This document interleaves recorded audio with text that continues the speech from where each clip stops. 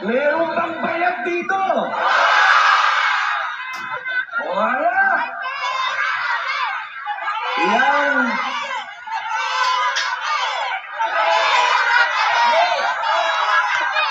May pera kami! May pera kami! May pera kami! May pera kami! Ang sarap na dinig mo. Merong mapera kami! Merong may pera kami! Walang bayad dito!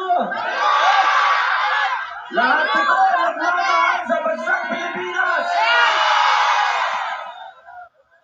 Alam nyo, mga mahal kong kababayan, nararamdaman ko ang nararamdaman ninyo dahil noong 2016, nung ako po ay nangampanya para kay Rodrigo Roa Duterte, sarili ko rin pong gastos.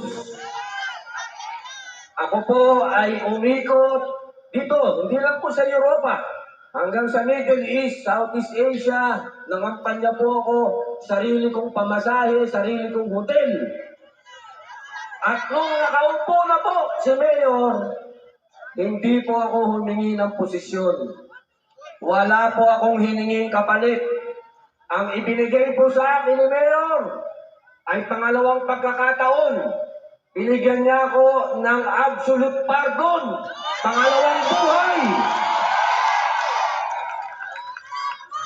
Kaya nandito po ako, nakalulungkot man sabihin, pero marami po sa mga kaibigan namin ni Mayor, kakilala na lang. Napakabilis pong makalimot.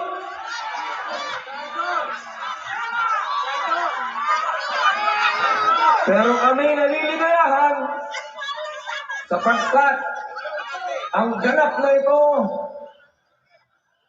ay nagising ang damdamin ng mga Pilipino. Hindi kami bayad! Hindi kami bayad! Hindi kami bayad! Hindi kami bayad! Hindi kami bayad! May pera kami! Hindi kami bayad! May pera kami! Hindi kami bayad! May pera kami!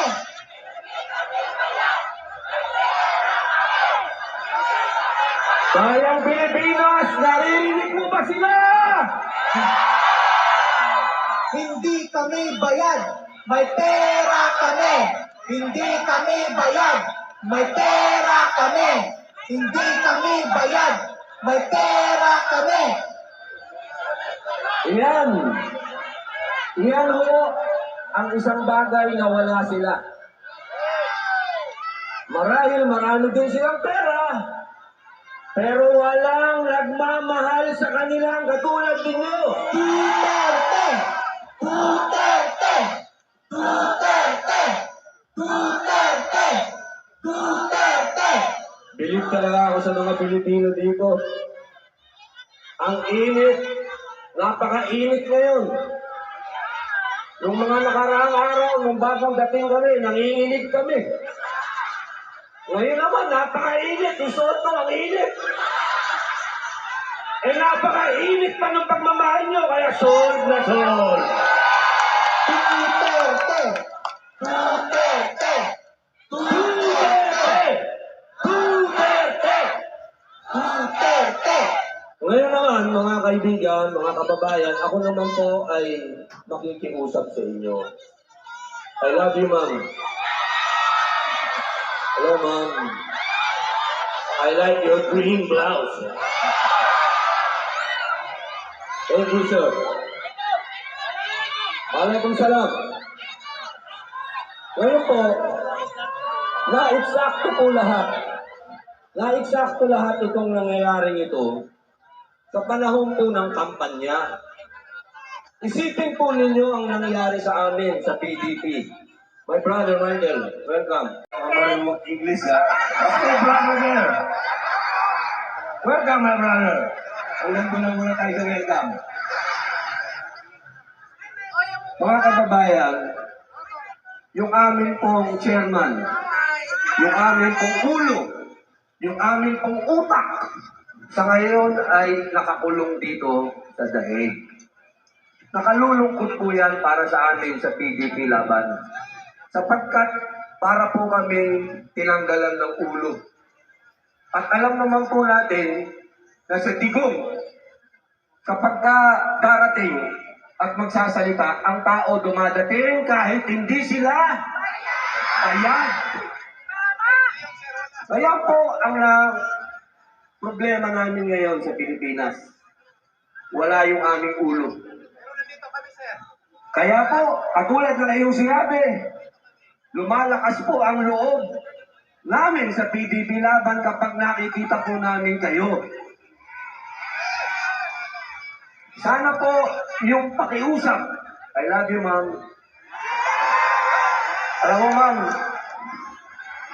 sa totoo lang, gustong-gusto kong kumis. Kaya lang, binabalatan ako, binabas ako. Pumunta daw ako sa Holland para humalik. Pambihira mga tao yan. Pangit kasi sila. Walang humihingi ng halik sa kanila, kaya kasalanan ko ba kung pangit sila, di ba, ma'am? Kaya mo nga, pag walang camera, I'll give you the kiss. English yun, ha? English. Sana po. Yes, ma'am. Papangako mo ba pagka binoto mo lahat yung senador ng PDP? I'll give you a big kiss. Mamaya, ma'am, kasi baka makuna na naman ako, mabas na naman ako. Yes, ma'am. Oh, yes, ma'am. Lahat po kayo yayakapin ko. Hindi po yan kahit kailan naging issue sa mga kaduterte. Sapagkat ang mga kaduterte po malapit sa tao. Lahat po na nagmamahal kay Pangulong Digong.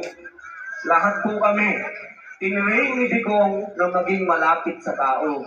Kaya patawarin niyo po kami, lalo-lalo na po sa mga kapatid kong Muslim, kung na-offend po kayo, doon po sa humiling ng halik at hinalikan ko, patawarin niyo po ako. Pero wala naman pong mali sa yun, kung hindi, yung po ay, yung kababayan natin, napakatagal dito, humingi ng kiss, hindi mo ibibigay, napakadamot mo naman.